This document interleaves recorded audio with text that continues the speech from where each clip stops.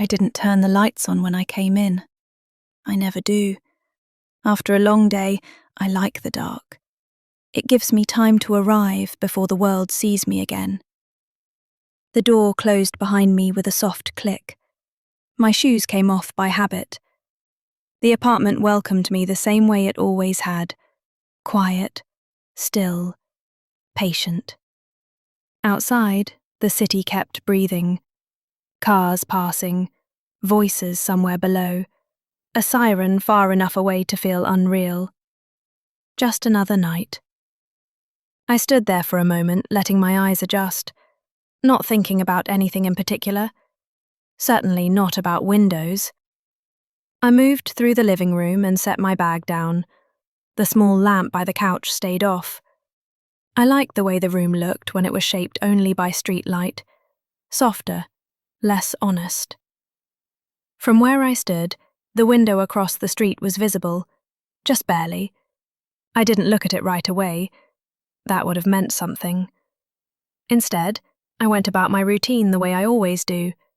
Coat off, hair loosened, a slow breath that had nothing to do with anyone else. If someone had been watching me, they wouldn't have known it. And that's what made it safe. I crossed the room and turned on the lamp near the wall. Not the ceiling light.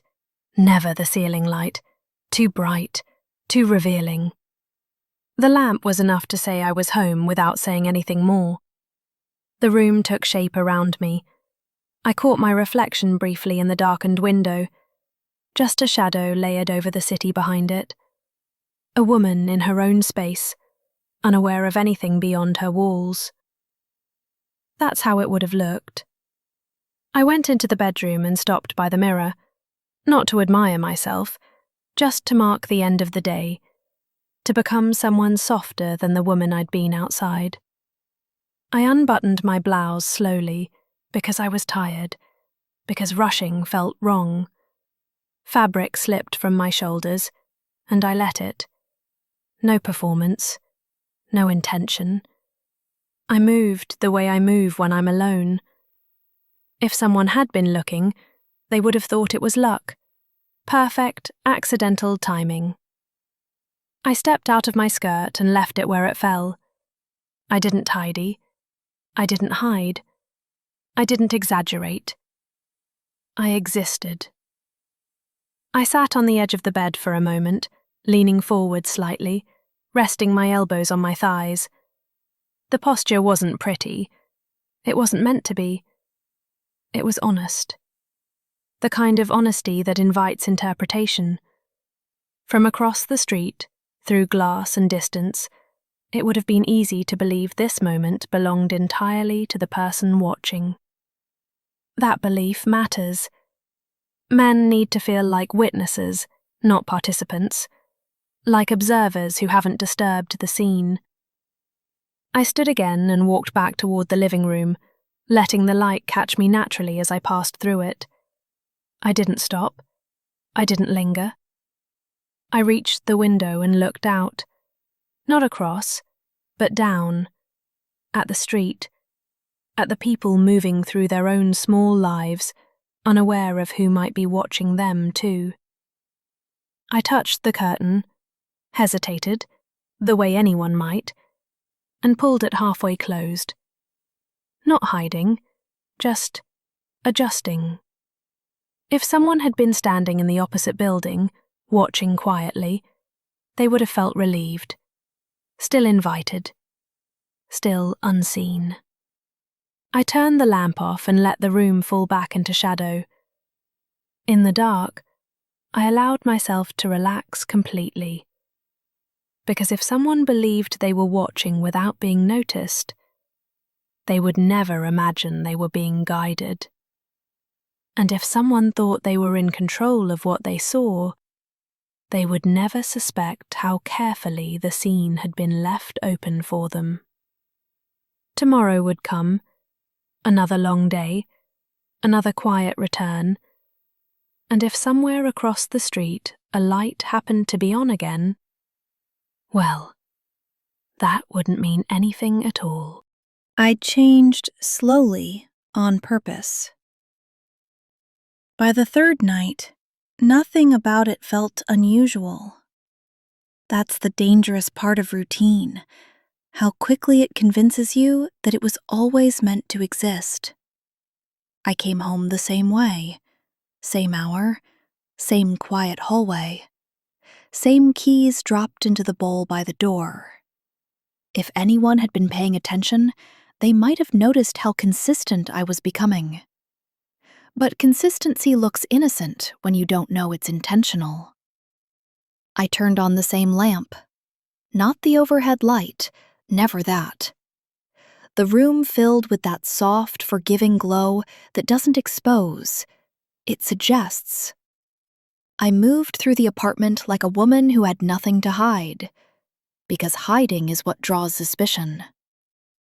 I poured myself a glass of water and leaned against the counter, letting my shoulders drop. The day slid off me slowly, the way it does when no one is around to witness it, or so it would seem. I took my time. That was new. Not enough to be noticeable to anyone inside the room, but from a distance, through glass and shadow, time stretches differently. Every movement becomes a choice. I loosened my jacket and hung it neatly, smoothing the fabric once before letting go. I reached up and gathered my hair, then let it fall again, as if I couldn't decide what felt better. Indecision can look like invitation. I walked past the window without looking out. That's important. Looking suggests awareness. Passing by suggests nothing at all. In the bedroom, I stood in front of the mirror again. Same place, same posture. A woman unwinding. I unbuttoned my blouse, not slowly enough to look deliberate, not quickly enough to look careless. There's a narrow space between those two speeds.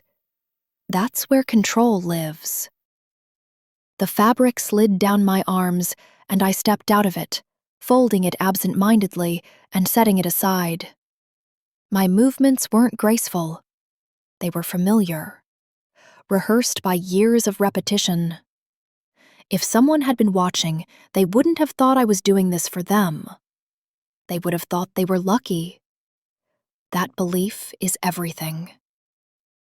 I crossed the room and sat on the bed again, this time leaning back on my hands, legs stretched just enough to change the shape of my body without trying to improve it.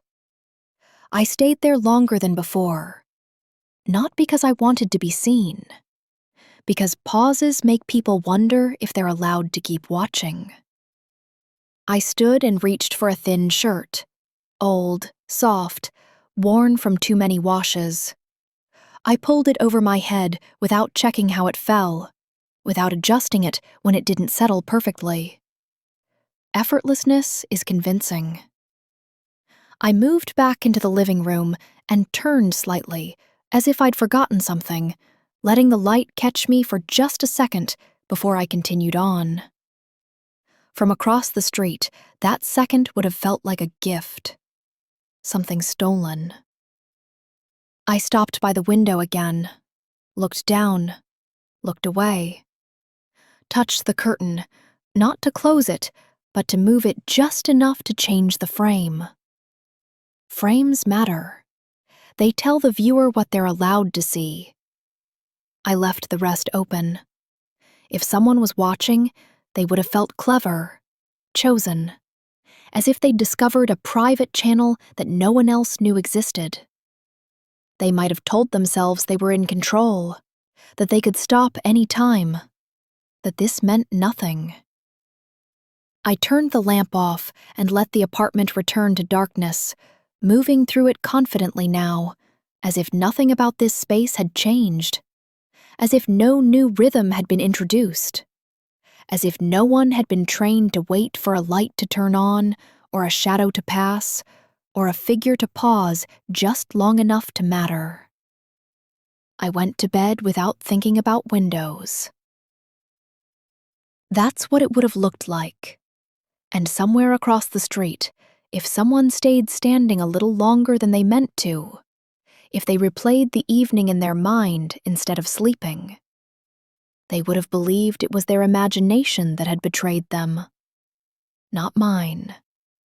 Because the best part of letting someone think they're watching you is knowing they have no idea how carefully you've learned to move. By the fourth night, the routine had learnt my name. That's how it felt. Like the apartment itself had adjusted to me. Like the walls remembered the sound of my keys. The floor anticipated my steps. The light knew exactly how much of me it was allowed to reveal. Nothing about that evening felt different. That was the point. I came home at the same hour, my body already loosening before I reached the door. The hallway smelled faintly of old paint and laundry detergent, the kind of smell you only notice when you've lived somewhere long enough to stop questioning it. I unlocked the door quietly and stepped inside, closing it behind me without looking back. Some habits look like caution, others look like privacy. I set my bag down where it always went and stood still for a moment, letting the silence settle. The city outside was alive in that distant, impersonal way. Traffic humming, voices drifting upward, a train horn somewhere far enough away to feel almost intimate. I didn't rush to turn on the light. I never rush anymore. I moved deeper into the room and turned on the same lamp by the wall. The soft glow spread slowly, touching corners without exposing them. The overhead light stayed off. It always would. Too honest. I crossed the living room barefoot, feeling the floor cool against my skin. I could have gone straight to the bedroom. That would have made sense. Instead, I stopped at the counter and poured myself a glass of water. Little detours matter. I leaned back against the counter and drank slowly, letting my shoulders drop, letting my posture soften. The woman who existed outside, at work, on the street, among people who expected things from her, slipped away. What remained was quieter, heavier, more real. I didn't think about being watched. I thought about being home. I set the glass down and reached for the hem of my jacket, sliding it off my shoulders and hanging it carefully on the hook by the door. I smoothed the fabric once with my palm, not because it needed it, but because my hands needed something to do. Small gestures read differently from a distance. They look personal. I walked past the window without turning my head. That's important. People who know they're being watched check reflections. They hesitate. They correct themselves. I did none of that. I moved like someone who had nothing to perform. In the bedroom, the mirror waited for me again. Same angle, same dim light spilling in from the living room. I stood in front of it and loosened my hair, shaking it out gently until it fell where it wanted to. I didn't study myself. I acknowledged myself. There's a difference. I reached for the buttons of my blouse and began undoing them one by one. Not slowly, not quickly, just steadily, like I'd done it 1,000 times before. Because I had. The fabric slid from my shoulders, and I let it, catching it just before it fell and folding it loosely before setting it aside. I stepped out of my skirt next, letting it pool around my ankles before stepping free. I didn't look at the window. If someone happened to be watching from across the street, they would have believed this moment belonged to them entirely. That belief is powerful. I sat on the edge of the bed and leaned forward slightly, elbows resting on my thighs, my back curved in a way that wasn't flattering, just natural. My posture wasn't designed to seduce. It was designed to exist. I stayed there longer than I needed to. Long enough for time to stretch.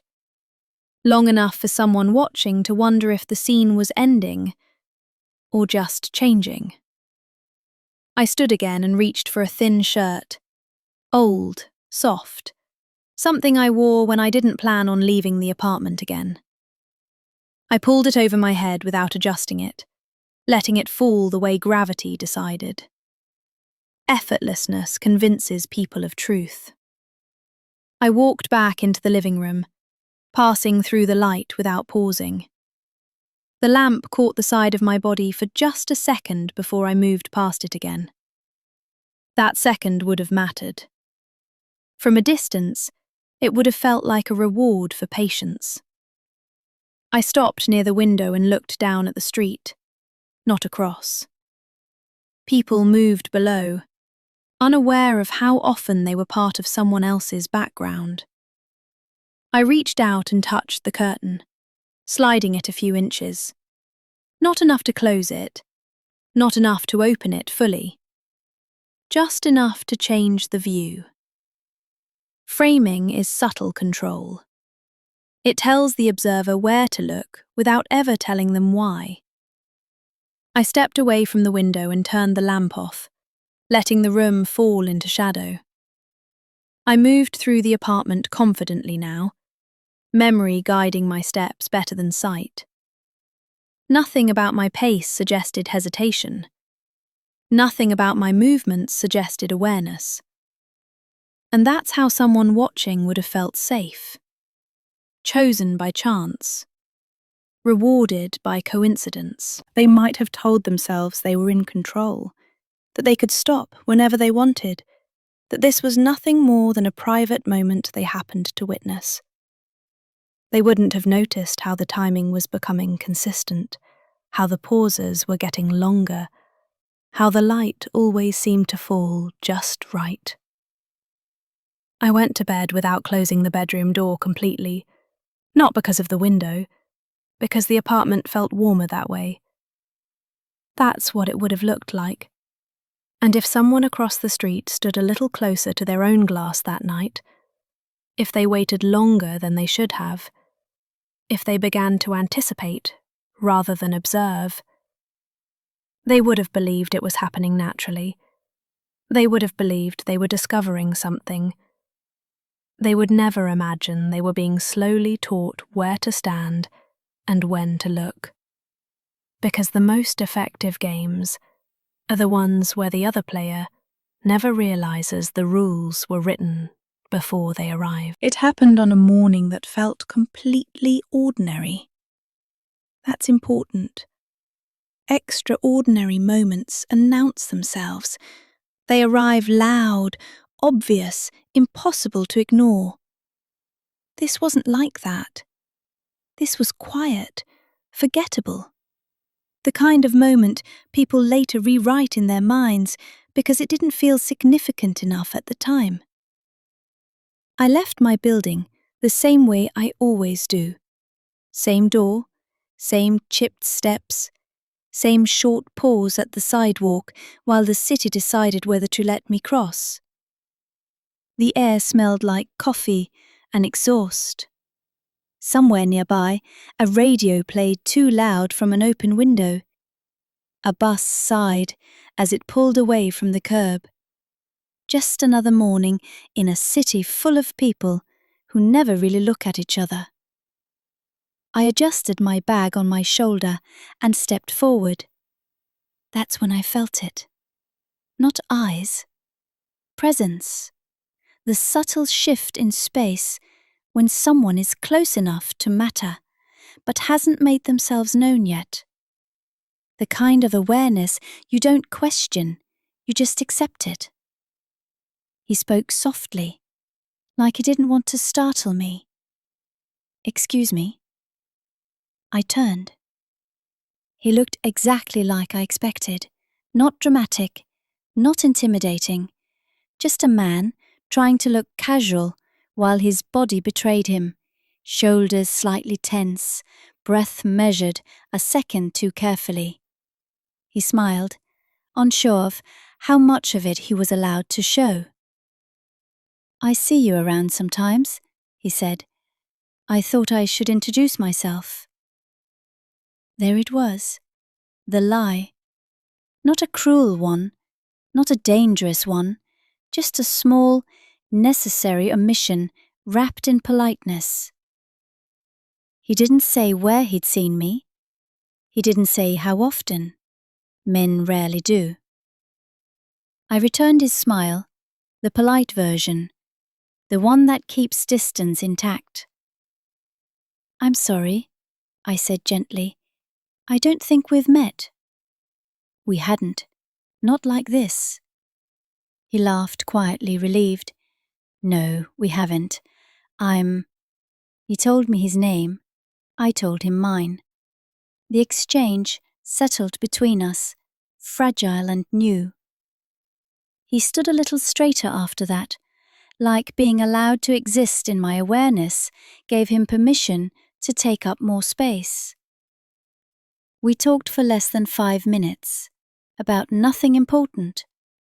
The neighborhood, the weather, the way the city never seems to slow down anymore. He asked what I did. I answered vaguely. He offered details about himself without realizing he was doing it. I listened. Listening makes people feel chosen. He kept looking at my face, then catching himself and glancing away, like eye contact was something he hadn't practiced enough. At no point did he mention windows. At no point did I give him a reason to. That mattered more than anything. "Well," I said finally, shifting my weight slightly, "I should get going." "Of course," he said, "of course." He didn't want to overstep, didn't want to break the spell by wanting too much too soon. "Maybe," he added, hesitating just enough to be noticeable, "we could get a drink sometime." The question was careful, low risk, framed as a possibility rather than desire. I considered it, not because I needed time to decide, but because pauses communicate value. They tell people that what they're asking for isn't automatic. "That could be nice," I said. His relief was immediate, uncontrolled. We exchanged numbers. My phone felt heavier in my hand than it should have. We said goodbye and went our separate ways, him toward his day, me toward mine, both carrying a version of the moment that didn't quite match. He walked away believing he'd taken a step forward, that he'd turned observation into action, that whatever he'd been doing before this moment had finally paid off. I walked away knowing something else entirely. That now, when he stood by his window, he wouldn't just be watching a woman. He'd be watching a woman whose voice he knew, a woman whose name he could repeat in his head, a woman who had smiled at him on the street and given him permission to exist in her world, just a little. That night, when I came home, nothing about my routine changed. Same lamp, same light, same unremarkable movements. From across the street, it would have looked exactly the same, except it wouldn't have felt the same, because now, if someone was standing behind glass, watching quietly, believing themselves invisible, they wouldn't be watching a stranger anymore. They'd be watching someone they'd met. And that makes patience feel heavier, expectation sharper, silence louder. I went to bed without thinking about the morning. That's what it would have looked like. And if someone across the street replayed our conversation instead of sleeping, if they wondered whether the meeting had been coincidence or courage, if they told themselves they were finally part of the story instead of standing outside it, they would never suspect that the story had already been moving long before they stepped into the frame. The city had quieted down by the time I returned. Not completely. There was always a hum, always a distant siren, the occasional laugh or shout somewhere below. But it felt different now. Smaller, somehow, like the noise belonged to everyone else, and not me. I unlocked my door and stepped inside, deliberately slow, deliberate enough to leave traces in the shadows. The apartment was dark at first. I let it stay that way, letting my body adjust, letting the silence stretch. I didn't turn on the lamp immediately. Not tonight.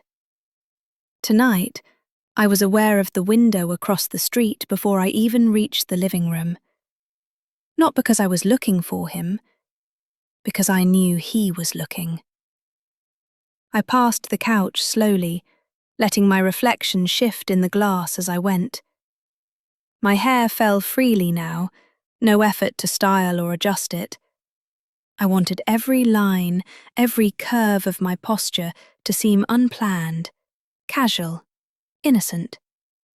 I reached the kitchen and poured a glass of water, sipping it while I stood near the counter.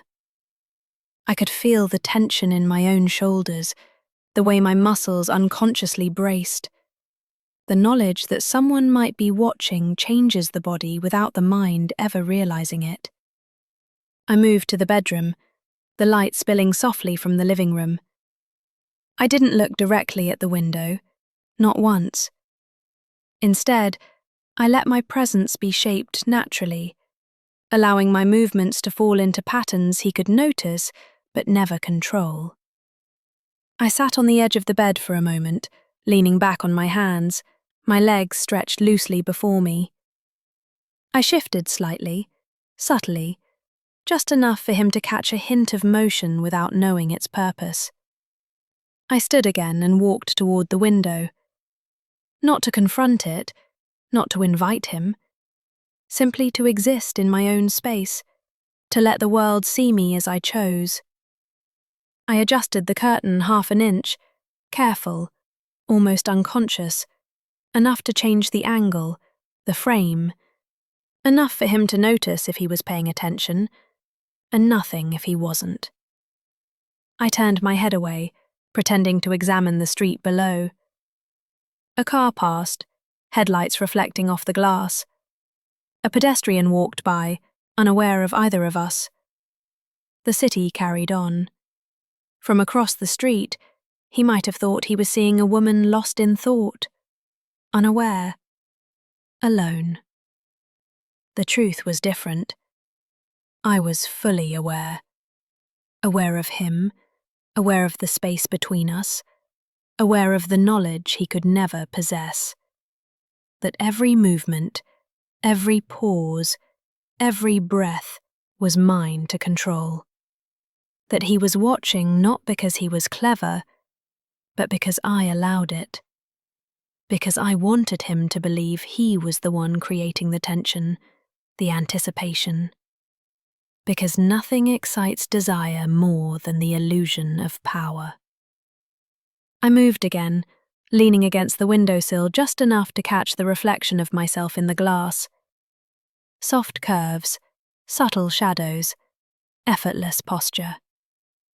I didn't touch him, didn't call out, didn't hint at the game. I let him fill in the blanks himself. He believed he was discovering me. He believed he was leading, choosing, deciding. He wasn't. He never was. And the knowledge of that gave me a slow, quiet thrill. I stayed like that for a long time, until my eyes tired and my body ached with the day. Only then did I retreat from the window, letting the room reclaim its shadows. The lamp went back on, soft and forgiving, and I moved back toward the bedroom, walking naturally, like I had nothing to hide, like every motion was entirely my own. From across the street, he would watch. He would remember every pause, every subtle gesture, and he would replay it later, telling himself he understood it, that he had some control. He would never know the truth. That is what makes games like this intoxicating. Not the sight, not the touch, not the noise. The belief that you are the player, when you are, in fact, the spectator. I went to bed that night with a small smile on my lips. The apartment was quiet. The city was quiet. And somewhere across the street, a man was standing by a window, thinking he had just taken the first step into a story he could never really understand. It started innocuously, like all the moments I had let him think were his choice. A message. Short, simple, polite, casual.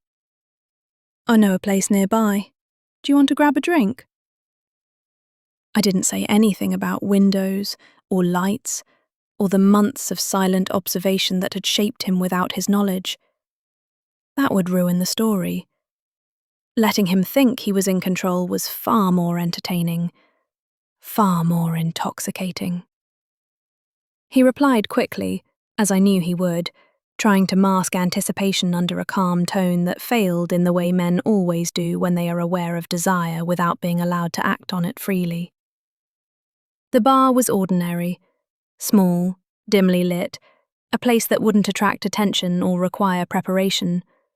Exactly what I wanted.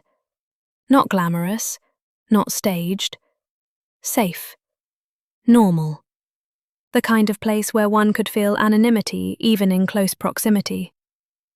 He arrived before me, standing slightly too straight, hands awkwardly at his sides, eyes scanning the room as if searching for a clue he wasn't supposed to have. He looked like he believed the meeting was spontaneous, that he had orchestrated it. I let him think that. I entered slowly, letting my presence announce itself in the subtle movements of my hair, the casual sway of my coat as I removed it. I smiled when he looked up, the kind of smile that doesn't promise anything, but invites everything. "Hi," he said, a little breathless. His hands were still slightly trembling. I nodded, sat down without fuss, and let the evening settle into the air between us. I asked him nothing. He talked. Nervously at first, filling the silence with mundane details about work, the weather, the city. I listened, careful not to make the conversation too easy, letting him reveal small vulnerabilities, the little cracks that formed when someone believes they are controlling the moment. Every time he thought he was leading the conversation, I shifted slightly in my chair. A hand brushed against the table. A foot crossed over the other, casually. Eyes met his for just long enough to make him wonder. Paused. Looked away. Let the anticipation grow. He leaned forward slightly, unaware that every microsecond was choreographed. He smiled when I laughed at something he said. He noticed my laugh, but not the subtle way I had timed it to make him feel special without actually granting intimacy. The drinks arrived. I let him order first, as though giving him choice mattered. I let him feel that he had taken the first step in the story. He told me what he wanted, and I nodded. I ordered mine differently, a small adjustment in flavour, in colour. Something he didn't expect. Something only noticeable if he paid attention. We clinked glasses lightly, and he smiled again. Relief. Success. Power. He believed he had earned my time, my presence. That was the delicious part. We talked more. I asked questions rarely, but just enough to guide the conversation, to allow him to believe he was exploring my mind, learning who I was.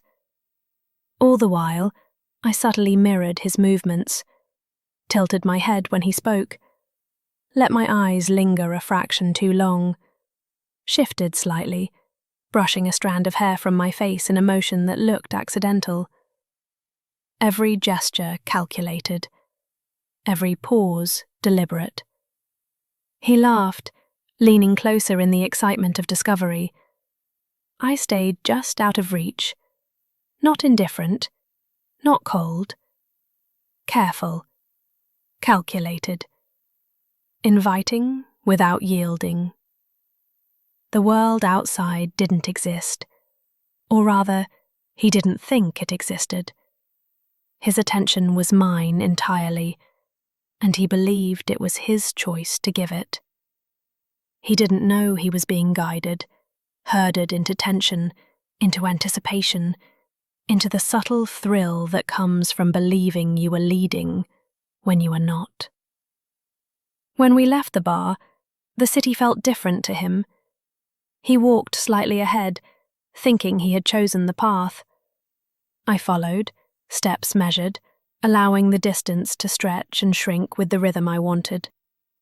Shadows fell across my face and body in ways that he might notice and read as accidental, as fate, as charm. We said goodbye outside my building. He lingered slightly, hoping, wanting, imagining. I smiled politely. Nothing more. I did not hint at the nights behind the windows, at the months he had spent unknowing. Letting him fill in the blanks was far more satisfying than giving him the truth. I watched him leave. His shoulders relaxed once he realized I would not step inside with him. His relief was audible in the slight exhale he didn't think I could hear. When I returned inside, I didn't move quickly. I didn't let the evening end naturally. I let the memory of him walking away settle in the apartment, layering over the quiet I had already built. The city hummed outside. The streets were alive with movement and light. But inside, the apartment was mine again. Controlled, quiet, deliberate. I approached the window. I did not need to check across the street. He would. By the fourth night, the routine had learnt my name. That's how it felt. Like the apartment itself had adjusted to me. Like the walls remembered the sound of my keys. The floor anticipated my steps. The light knew exactly how much of me it was allowed to reveal. Nothing about that evening felt different. That was the point.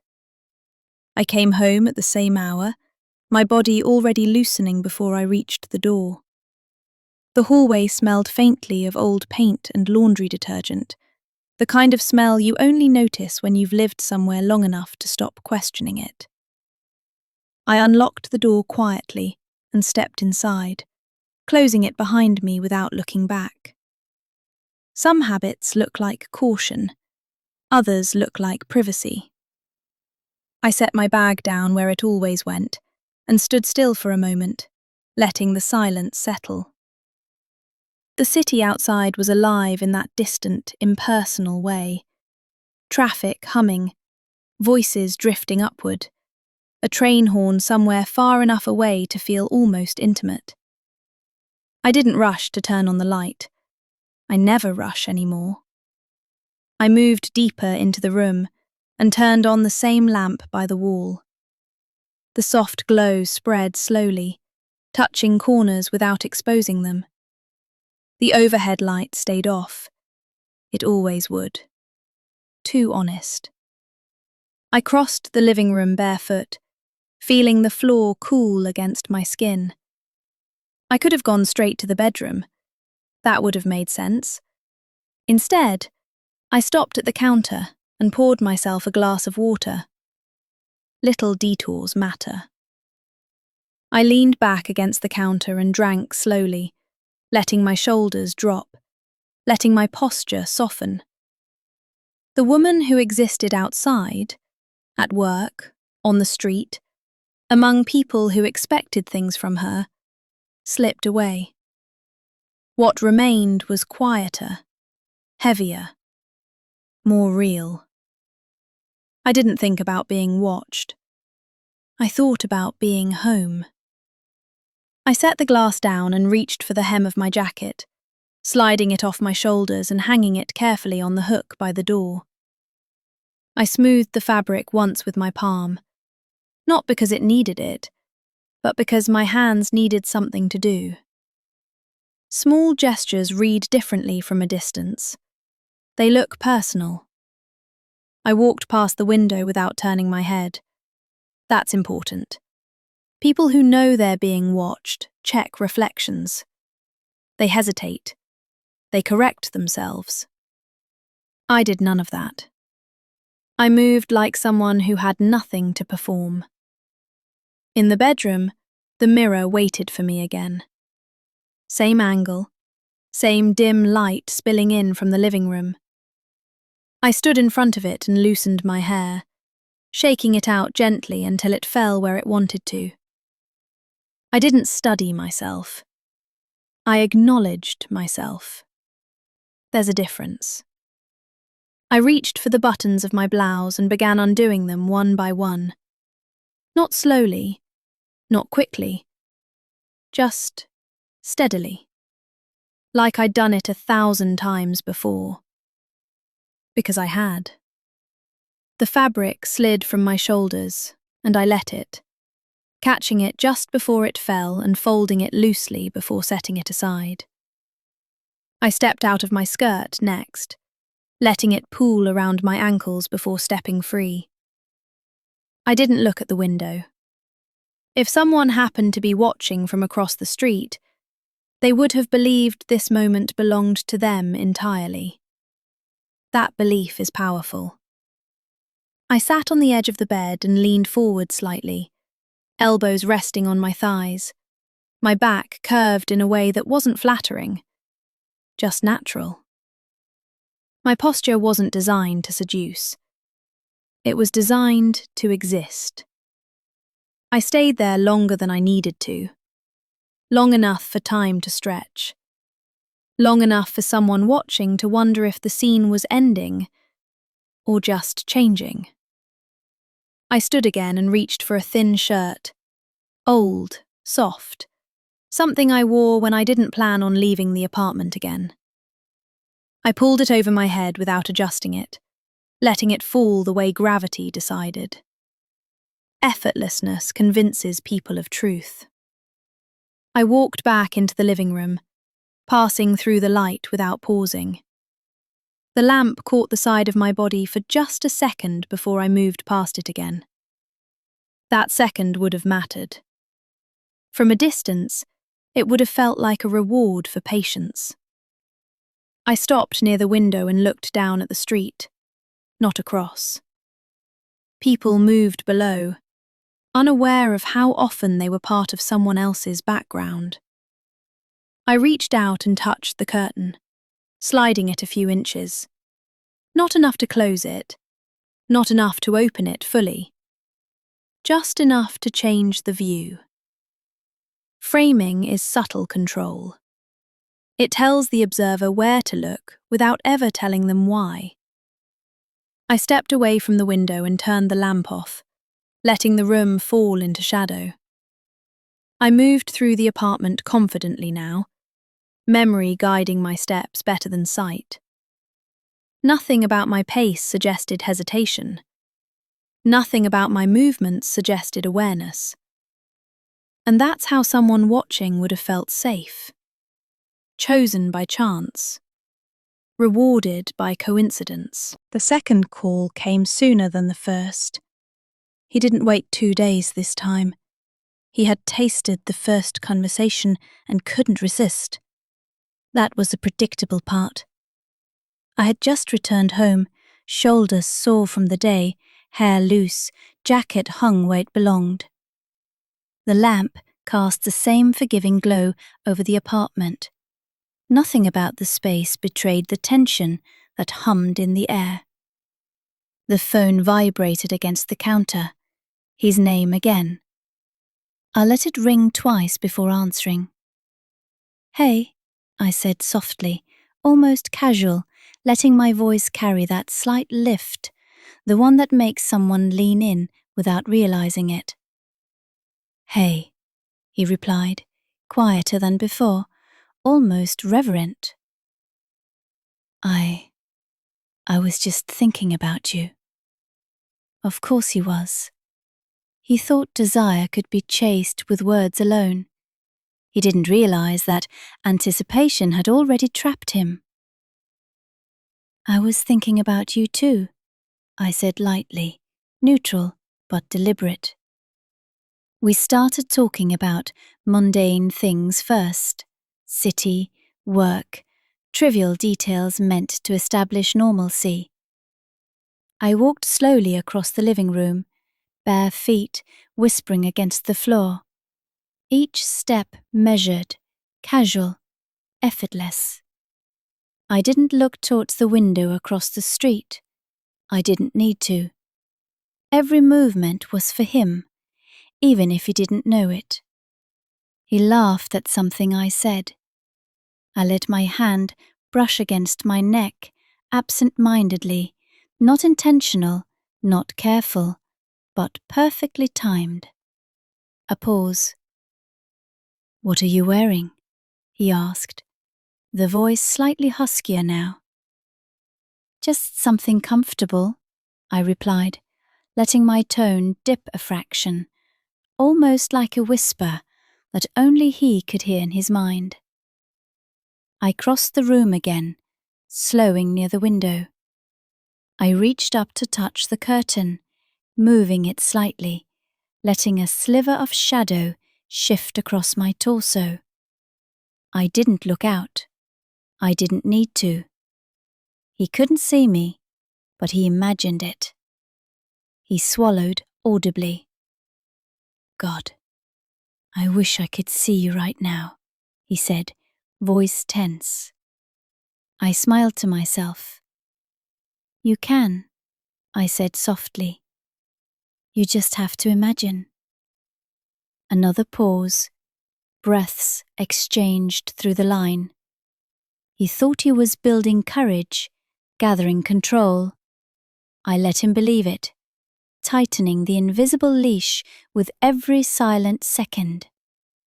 I moved closer to the lamp, letting the light fall unevenly across my body, not exposing, not hiding, suggesting, shaping, guiding him with gestures that seemed natural, accidental, unremarkable, and yet, when replayed in his mind, charged with intention. I want to," he whispered, hesitant, hungry, uncertain. "Want to what?" I asked innocently, my voice slow, deliberate, playful. He paused, caught between words and imagination. I could hear it. The way men hesitate when their mind is filling the gaps, when their desire meets restraint. I don't know," he said finally, breath uneven. I let a small laugh escape me, soft and warm, as though he'd said something charmingly absurd. "You'll figure it out," I said, calm, deliberate. "Take your time." I leaned back slightly, shifting my weight just enough for him to imagine the curve of my posture, the movement of my hair, the slope of my shoulders.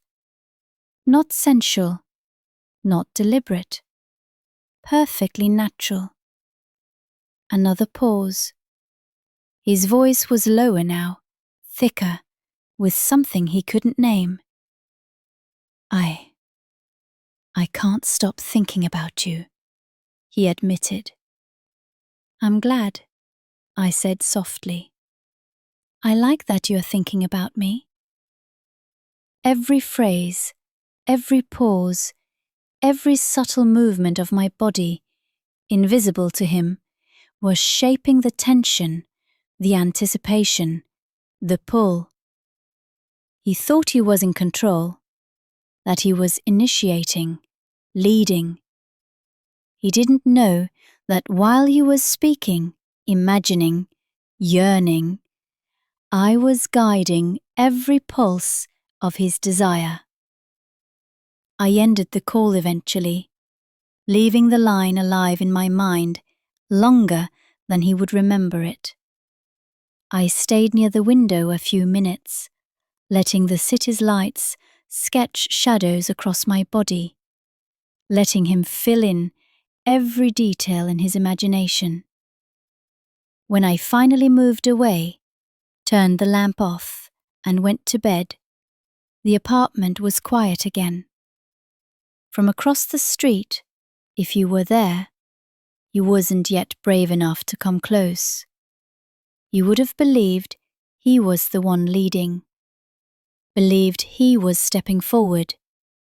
And that's what made him mine, piece by piece, step by step, breath by breath, without ever knowing it. He thought he was planning. That was the key. He believed he was in control now, that he could take initiative, decide when, where, and how. The previous calls, the first drink, all that had convinced him he had learned the rules, that he was finally leading. He didn't know the rules had been written before he even noticed them. The next week, he sent a message, short, careful, casual, but intentional. Want to meet again? I waited 3 hours. 3 hours of letting him imagine, replaying the first meeting, the first drink, the sound of my laugh, the weight of my gaze he couldn't see. When I finally replied, I kept it light, neutral. Not a yes, not a no, just enough to keep the game alive. Maybe, I wrote. Let's see how the week goes. He blinked at the screen, reread the message, reread it again. Believed he had forced the answer. He hadn't. That night he went to the window. Not far, just enough to catch the dim light spilling from my apartment. He didn't think I noticed. He didn't realize that I had already seen him. Every step, every hesitation, every small movement had been catalogued for weeks. I watched from the soft glow of my lamp, not moving toward the window, not needing to. The distance itself was part of the tension. I moved casually around the apartment as we exchanged texts. He thought texting would be enough to initiate something more. He didn't know I timed my movements to coincide with his pauses, each glance toward the window, each tap of a key. He sent a new message, braver this time. Friday? I left him hanging for almost an hour, longer than needed, but not so long that he gave up. He would not give up. Desire doesn't quit so easily. Finally, I answered, Friday could work. I'll see. The uncertainty in my words, the deliberate delay, the lack of any certainty, that's what made him anticipate, imagine, rehearse. Friday came. He showed up near the bar we had been to before, early. He thought he was early. He thought showing up first was a sign of control. I arrived later, deliberately, the timing calibrated so that he could see the approach without predicting it. I let him think he had led the evening by being punctual. We walked together, talked casually. He believed this was a progression, a continuation of our first drink, a step forward. And yet, every time he leaned in, I leaned just enough away. Every time he imagined intimacy, I gave a glimmer of attention, just enough to keep him hoping, just enough to sustain the tension. At one point, I excused myself to the restroom. He watched me leave.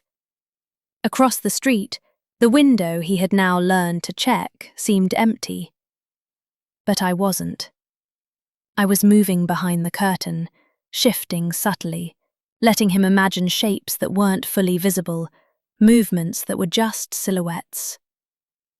I returned and continued as if nothing had happened. A subtle shift in my posture, the tilt of my head, a hand brushing hair from my shoulder, all choreographed to pull him deeper into anticipation without giving satisfaction.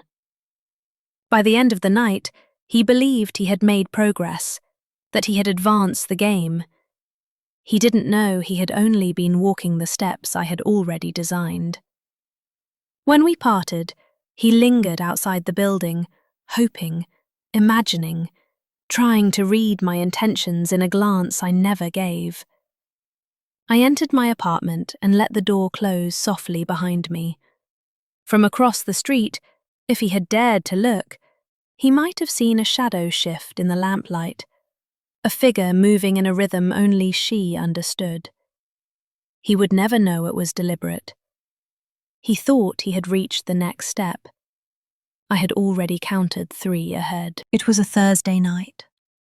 The city hummed with its usual low roar, distant sirens, engines, laughter leaking from bars and apartments alike. A normal night, ordinary and predictable, except for the game that had begun to unfold quietly between 2 buildings across the street from each other. He had started checking the window without thinking. Not consciously. It had become a ritual, a necessity, a need he didn't fully understand. He believed he was watching by accident. I knew differently. I had orchestrated this ritual from the very beginning, allowing him to feel like he had discovered it on his own. The phone rang. I smiled. "Hello?" I said, soft, casual, letting the words linger just a fraction longer than necessary. "Hey," he breathed, tentative, already aware that talking to me meant entering a different world. I saw you just now." I didn't laugh. Not yet. I let the pause hang. "Oh?" I said lightly, nonchalant, as though it were the most ordinary thing in the world to be seen, to be observed, to be the centre of someone else's obsession. He cleared his throat. You didn't notice me, did you?" I tilted my head slightly, smiling faintly. "Notice you? How could I? I was busy." A pause. His breath caught. I knew the effect my casual phrasing had on him, the uncertainty, the question that formed in his mind. Was she really unaware, or just pretending? He stammered, trying to regain footing. "I mean, I didn't." "You didn't what?" I asked, innocently, moving slowly across my apartment, bare feet brushing the floor, subtle shifts of my body that I knew would be replayed in his mind as deliberate, even though they appeared casual, unconscious. His breathing became uneven, hesitant, hungry.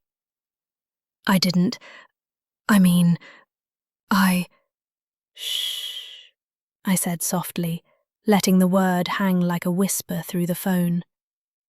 "You're fine. Just enjoy looking." I reached the window, slowly, unhurried.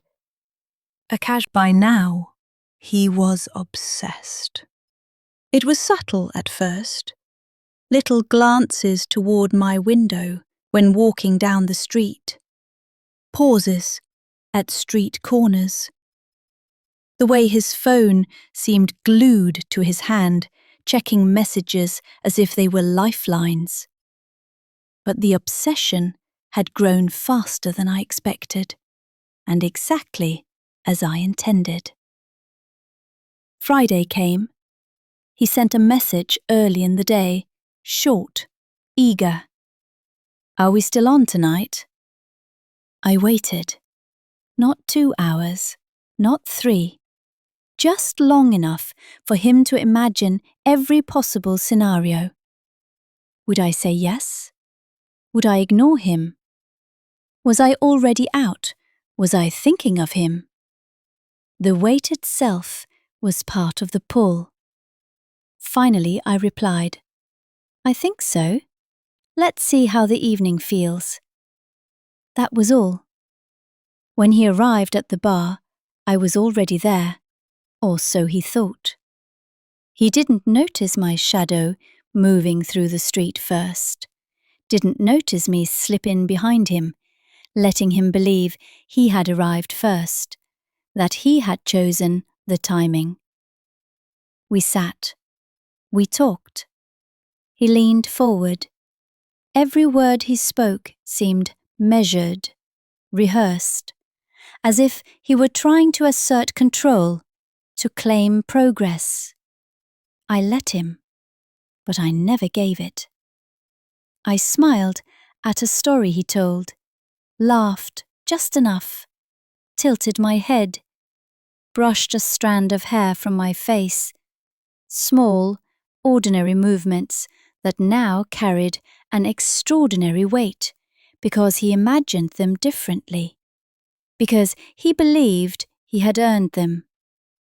Later, as the night drew on, I excused myself to the restroom, not because I needed to, but because he needed to feel the distance, the anticipation, the gap between control and surrender. I moved slowly across the apartment when I returned. Bare feet, the soft sound against the floor, every step timed, every gesture deliberate. A hand tracing a path down my arm, a shoulder brushing lightly against the curtain. I did not look toward the street. I did not need to. From across the street, if he dared to watch, he would see only a faint silhouette, a shadow shifting softly behind the curtain. And that shadow would be enough to pull him forward. After we left the bar, he followed me to the street corner, walking slightly ahead. He believed he was leading, planning the next move, orchestrating the rhythm. I slowed my pace just slightly, letting him feel the distance shrink and stretch, letting him believe he had taken the step forward, when in truth he was walking exactly where I intended. That night, he sent me a message from his apartment. Late, phone trembling in his hand. "I can't stop thinking about you. Can I see you tomorrow?" I smiled, reading it. "Maybe," I replied, carefully, keeping the uncertainty alive. "We'll see." The city hummed outside. My apartment was quiet. I moved toward the window, letting the soft lamplight fall unevenly across my skin. Small gestures as casual as breathing. Tilting my head, brushing my hair from my shoulder, leaning against the sill. Not for him, not for me, but for the rhythm of the game itself. He would watch. He would imagine. He would try to take the lead. And he would never realize I had already calculated every step every pause, every shiver he felt from a gesture he could not see. Always one step ahead. That's the way I like it. It was the night he had imagined for weeks, or at least the night he thought he had imagined. The city had fallen quiet in certain streets, the hum of traffic distant, the laughter fading. From his apartment, across the street, he checked the window again, compulsively, reflexively. He believed he had the upper hand tonight, that he would finally cross the threshold he had been chasing for months. He didn't know he had already lost. I was home, alone, lamp casting soft, uneven shadows across my body, every line, every curve deliberate in its suggestion, yet untraceable. My phone sat beside me silent, the same phone he had come to treat like a lifeline. He texted first. "I'm outside." I didn't reply. Not immediately. I waited, letting the seconds stretch, every pause a tightening coil, every delay a brushstroke in the picture I was painting in his mind. Finally, I typed back, "Come up." He believed he was taking the initiative, that he was about to step into my world. He didn't know the world he imagined had never existed. Not in reality. Not in the way he thought. I opened the door when he arrived, smiling as though the night were ordinary. He stepped in, heart pounding, hands trembling. He thought he was entering my space, that he had earned proximity, intimacy, control. I didn't move closer, not yet. I let him linger near the threshold, adjusting to the warmth of my apartment, the smell of my presence, the faint weight of anticipation pressing down on him. I can't believe I'm here," he whispered. I tilted my head. "You are," I said softly. "You finally are." He exhaled, relief and desire mingling. His mind raced, replaying months of longing, every window glance, every phone call, every imagined gesture, all leading to this moment, his victory, his conquest. But I had led him here, not him. I walked slowly around the room, letting the lamplight fall differently with each step. Every movement casual, ordinary, yet orchestrated to amplify his obsession. I didn't touch him. I didn't invite him. I simply existed in the space he had been imagining. He reached for me, hesitant. I leaned just enough away, a smile teasing but distant. "Wait," I said softly. "You're moving too fast." His heart sank. Confusion flared.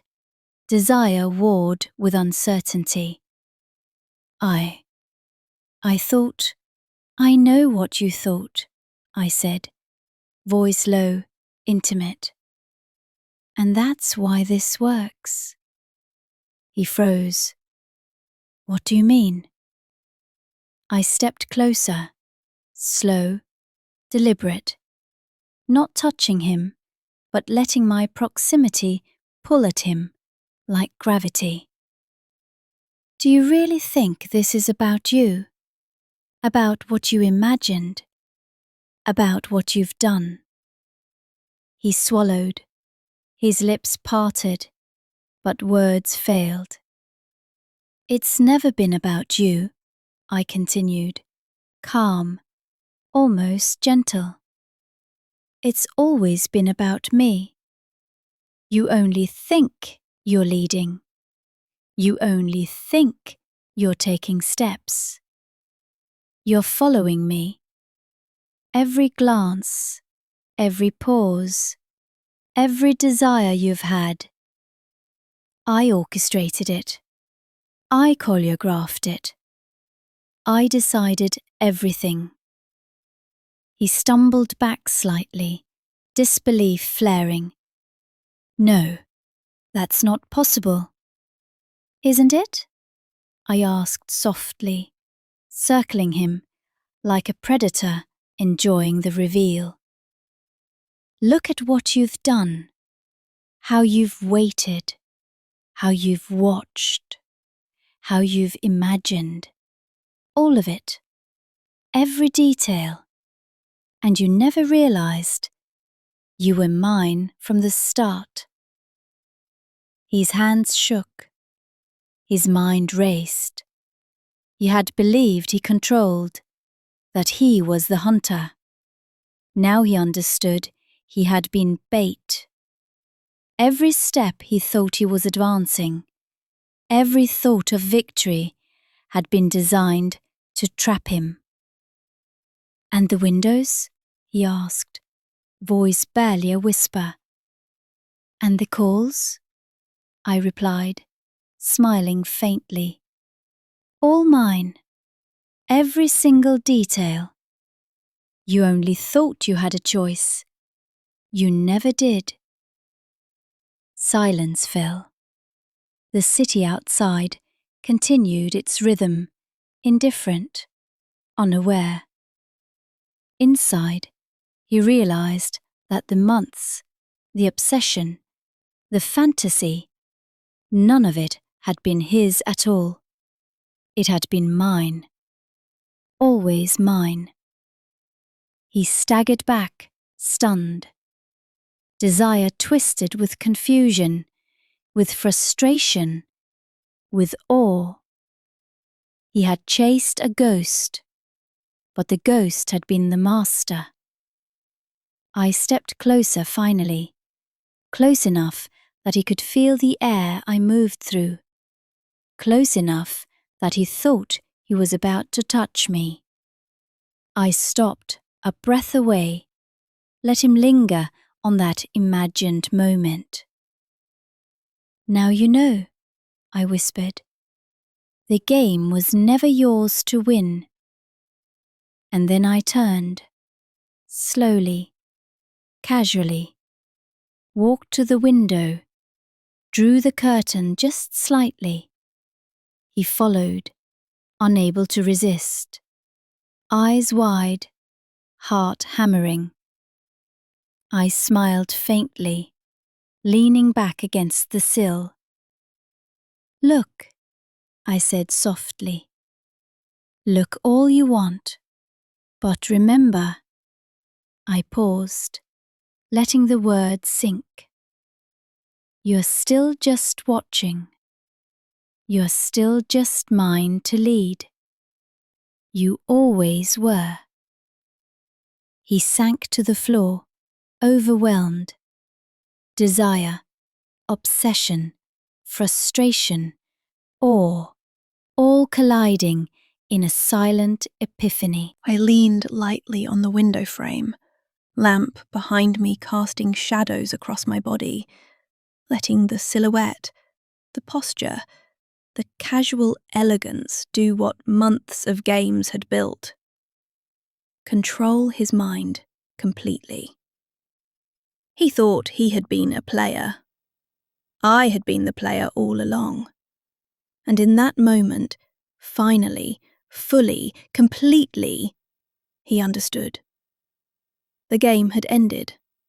Or perhaps the game had only begun. And he would never realize it.